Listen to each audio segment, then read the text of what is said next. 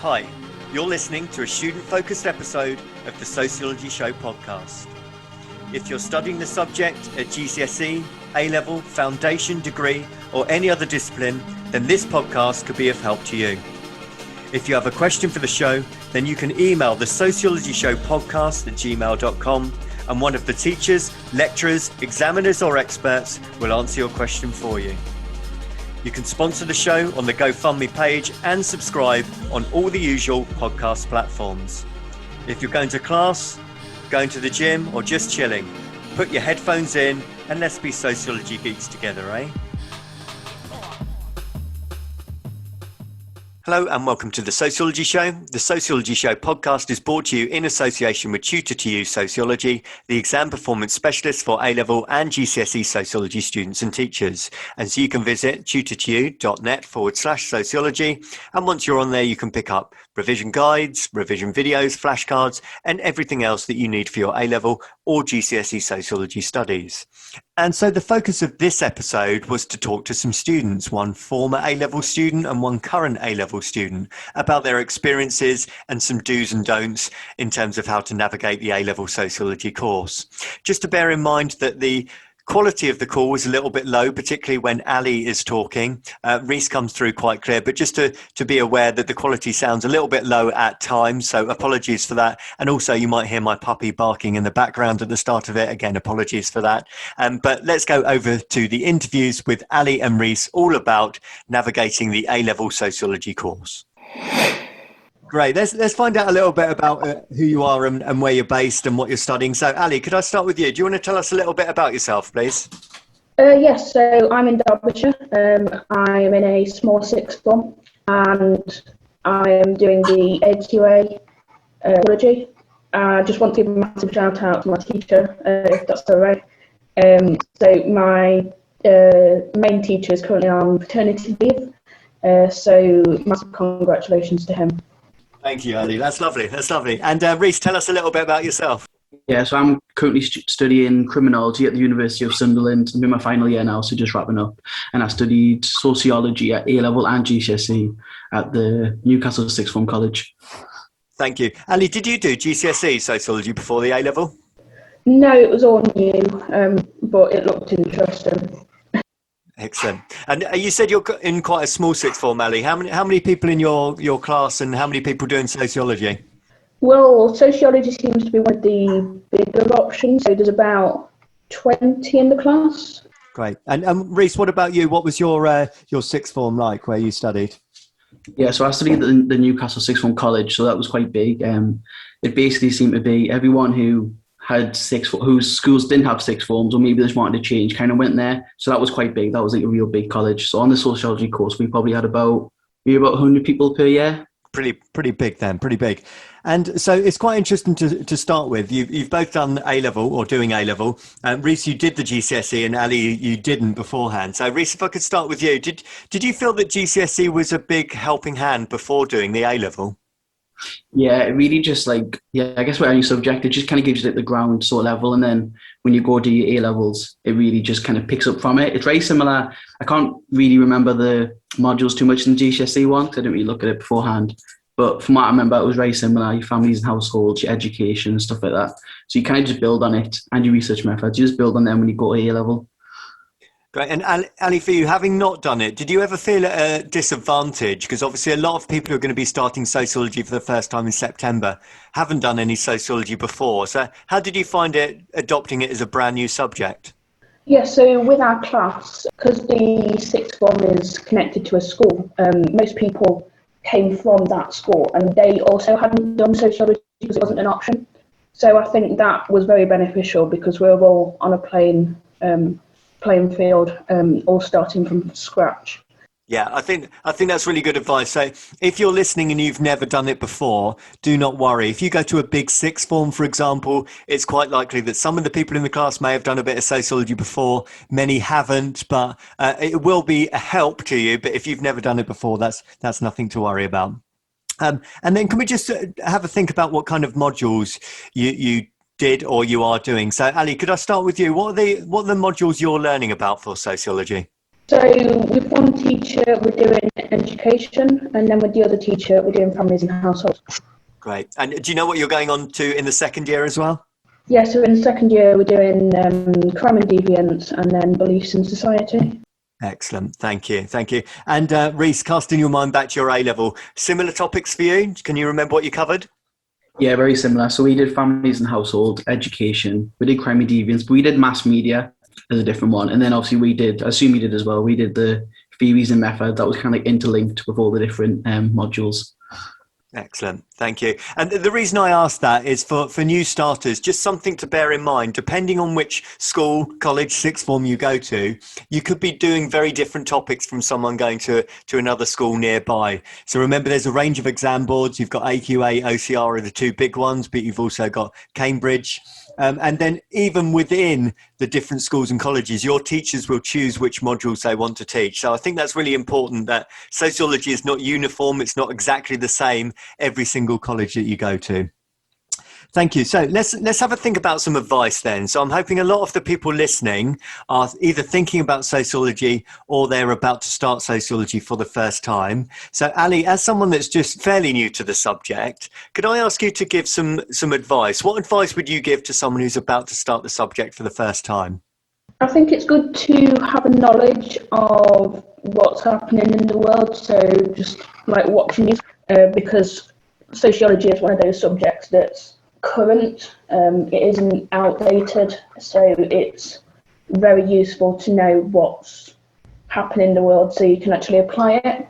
And also I found it really useful to listen to podcasts like this one, just to have it kind of come to life a bit more than it would do if I was just doing it from the textbook. So I think they're my two big takeaways, is to just look at the news and also listen to podcasts and other things.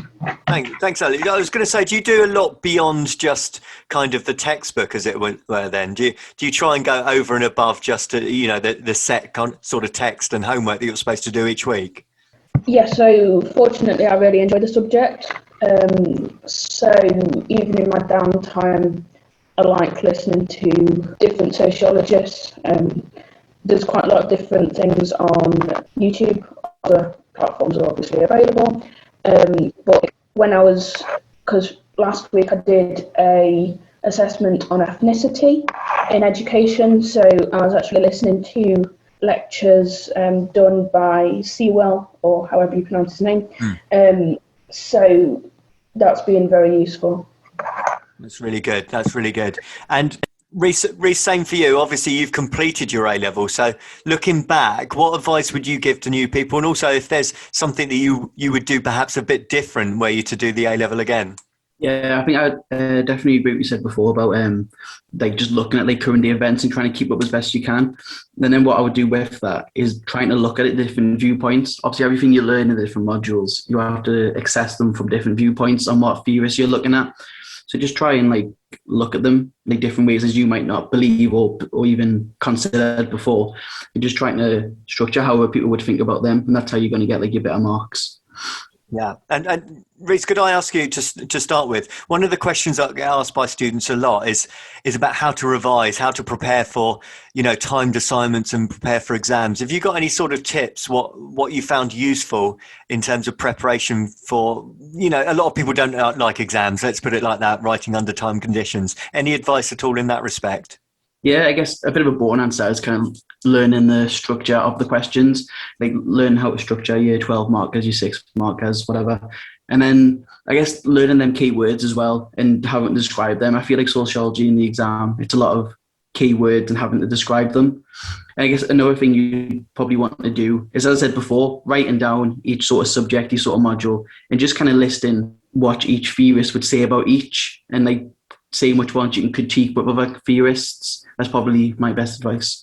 And same for you, Ali. Obviously, you haven't done the A-level yet, but I'm assuming you've done quite a few assessments and tests throughout the year. And I know that you said you're doing pretty well. So what's your advice for students in terms of revision and preparation? I think it's really useful, like Reece was saying, to just make a list of the different sociologists that may be in that topic, the different theories that they come up with, I found it really useful to make flashcards, so sociologist on one side and then their theory on another, so that then it helps me to remember. But also, just don't be afraid to ask the teacher if you need help, because I think quite a lot of people fall into the trap of thinking that the teacher doesn't want them to ask for help. But it's really important that you do, because they've probably done the course multiple times with different cohorts of students. So definitely ask for help if needed.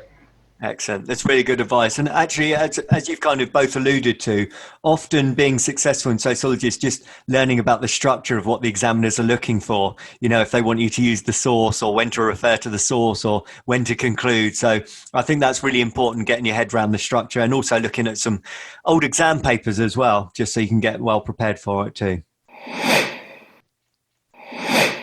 Okay, let's have a think about your kind of favourite areas, because having taught sociology for a long time, I find a lot of students really like some areas and find some other areas a little bit more dull. So, Ali, for you, what areas have you really enjoyed? What have you been quite passionate about this year?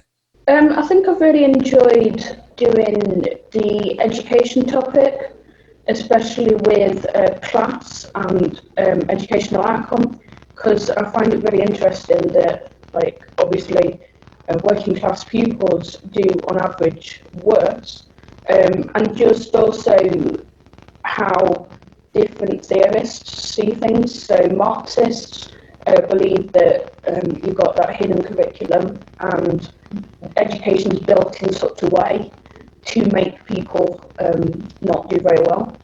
Excellent. Yeah, I find a lot of students get quite passionate about Marxism the more they learn about it. And Reece, for yourself, was crime and deviance the area you really liked? I wondered if that was what inspired you to go on to do a criminology degree. Yeah, I found crime and deviance really interesting. It's quite different to the other modules you'll do. But what I was quite surprised at how much I enjoyed families and households. I don't think it sounds interesting on the surface, but what I quite liked about it, especially being, I guess I'd consider myself quite a theory nerd. I really like theory, and I think families and households is the one where it seems like every theory has their say on it, especially when you're looking at like functionalism and how they just think it's like everything has a function, the organic family, organic analogy even.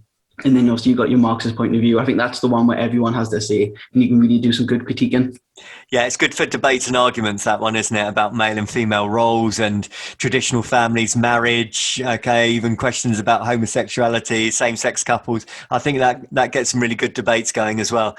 Did you do a lot of debating in class as well, Reece, when you were doing your A-Level? Yeah, I guess obviously it really depends on the subject. Obviously when you're doing families and households, obviously it's quite sensitive. But I think what's important is to kind of get your head around the fact that obviously, especially in our generation, we're not going to agree with a lot of these theorists were saying, but it's interesting, and I find it interesting to kind of get your head around it and just view it from their point of view, even if you don't agree. And even learning about it's even more important, so you know how to critique them theorists in the future.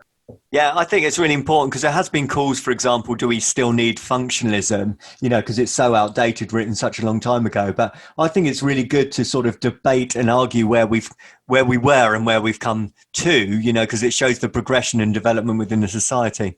Ali, what about for you? Do you do any sort of debating discussion in class? I think it's really hard, because of COVID, it's made it very do anything like that. I think next year, hopefully, fingers crossed, when things get back to normal, it will become a lot more debating. And also, I think with the topics done next year, so crime and deviance and beliefs in society, I think there is a lot more that people may feel comfortable debating about. I've found that with education doing about ethnicity, it makes people really quite quiet because they don't want to say something that may appear wrong. Well, that kind of brings me on to the next question, Ella. It's really interesting you mentioned that, because there is obviously a lot of contention within sociology discussions, whether we're talking about sexism or racism. You've just mentioned beliefs. I've had some quite heated discussions with students when we're talking about religion and so on as well. And I mean, one of the things I think is that makes sociology such a fascinating subject. But What do you think about covering those sensitive issues? Because we don't want to upset anyone, we don't want to rile anyone up, but they're important issues to discuss, aren't they? Perhaps Reece, as you're a little bit more experienced to start with, what do you think about covering really sensitive issues and topics within a class? Yeah, I think it is really important. Obviously, people do get like, and I can say for myself as well, I get quite, especially anxious when you're talking about ethnicity because you don't want to say the wrong thing. But I think, if we never had these discussions, we'll just go for like never discussing what's important and how to move forward. And as I kind of said earlier as well, it's important to even discuss the ideas that aren't particularly socially accepted. Because Yes. if when someone comes along with them views, you've prepared yourself to see the counter side and know what to say against them. So even if people are discussing stuff that you don't particularly agree with, I think they're important they're important conversations to have. Were you brave enough to stand up and say your opinion, Reece? Because sometimes, like you said, it's quite difficult if you're sat there thinking, I don't really agree with this, or you've got quite a strong point you want to say. Did you feel comfortable putting forward your ideas? Yeah, we'd have like a lot of debates. Luckily, I guess my class we're all similar, like-minded people, so it was never reaching much of an issue, and we all felt like safe in the classroom to discuss ideas, and no one was saying anything too hateful. That's good. And what about for you, Ali? How do you navigate sort of discussing quite sensitive or difficult subjects? I think it's really important that they are covered because, like, obviously, if they're not covered, then it's going to cause more problems later on. Trying to cover them sensitively, I think, especially in the current time that we're in with COVID, you've just got to think about how the way things are discussed may affect others. Just put yourself in other people's shoes. As an example, today in sociology, we were discussing death rate in families and households. And obviously with COVID, there's been quite a lot of deaths. So it's just a case of discussing it in a way that minimises the impact that it may have on others, and also trying to use the correct terminology. So not using derogatory terms or anything like that. Yeah, I think that's really important. I mean, Reece, I'm not sure if you covered this when you did crime and deviance, but a big part of crime and deviance was looking at suicide and suicide rates. And I know some of the different exam boards have decided to get rid of that bit. And it's caused a bit of a debate and discussion because some people have said, yes, it is a sensitive area. It's a difficult area, but it should be discussed. I mean, have you got either of you got any other advice about you will cover sensitive, difficult topics of conversation, discussion? Is there any other advice you give for someone about to start sociology for the first time? Yeah, so I wasn't in school last year because I struggled with the education system. So when we actually moved on to the topic of education, I had a conversation with my teacher just to explain to him how it may affect me and what may be trigger points. So that there's a topic coming up that may cause issues, may make you uncomfortable. I think it's important to just let the teacher know because, like I've said before, they've probably had multiple cohorts of students who may have gone through similar situations. Like similar sort of thing, just speak to your tutor obviously and let them know, and they'll know how to navigate that sort of situation in a respectful way if it needs to be covered at all, what you're comfortable talking about, and it can even benefit you in the long run. Because I did psychology A-Level as well, and there was a certain topic on there I won't get into that was quite personal to me, and I decided I was like, I could probably navigate this and I'll have some like personal experience on it and maybe I can contribute, and that was probably one of the best modules I've ever done, and it really helped me learn a lot. So, but obviously if it's something you're not comfortable with, just let your tutor know and they'll know how to navigate it to be respectful. Yeah, I think that's really, really good advice. And your teachers will listen to you. You know, if you can let them know in advance, it might help them in terms of planning the lessons and make sure that they navigate the lesson that is taking into consideration everyone's kind of views and opinions. Okay, we're just getting towards the end of the interview. So, Reece, as someone that's completed the A-Level, if you were to do it all again, you were starting in September this year, what would you tell yourself? I would say really maybe don't stress too much and just enjoy it, because I think it is a really interesting subject and you learn so much about like the real world and what's going on in your life. And also just, I guess this is a personal one, but just stay on top of notes and making flashcards and stay on top of with your prep. Because I really think once you learn them sort of critiques of other theorists, you can get really far. And just remembering them keywords as well. That's great. I really do agree with that. And firstly, you've got to enjoy the course because people naturally do much better in things that they're enjoying in the first place. And you're absolutely right, Reece, about keeping on top of work. There is a lot of work to do across the A-level. If you let it stack up and build up, then it suddenly feels like a mountain to climb. But if you're doing it regularly and reviewing your notes regularly as well, that's really good advice. And Ali, what about for yourself? What sort of targets do you want to set yourself going into your second year of A-level?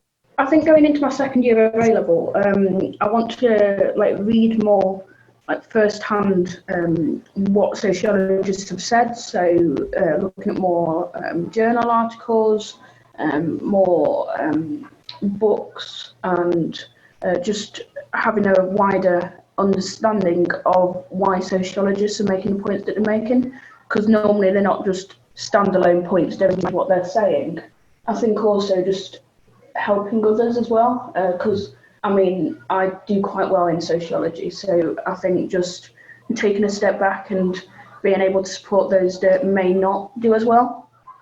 That's really lovely to hear, Ali. And actually sort of bouncing ideas off each other with friends as well. I think that's really important rather than just listening to your teacher. Obviously your teacher is important, but you can learn a lot from friends. Maybe they've read something or listened to something that you don't know. So I think that's really good sort of practice. And what helped me, I feel like, get such good grades is that I was so interested. I was going home and I'd tell my mum about what I'd learned, co-workers what I learned, and then they were saying things back to me. And although it wasn't ingrained in sociology, it kind of was in a way, and you could see their point of view within the literature. So even if you think something's interesting, just talk about it and it'll stick in your mind even more because you're saying it out loud and you're thinking about it. Yeah, exactly. And Reece, you study psychology, so you know full well that talking about something helps it go into your memory, doesn't it? So yes, it does. Yeah, a lot better. And it's not. It's just for you. It's not for you. It's true from my experience. I was just talking about it at work all the time, and it just stuck. Yeah. That's really good advice. And you've both kind of highlighted this as well, going beyond just the expectations, going beyond just the basics.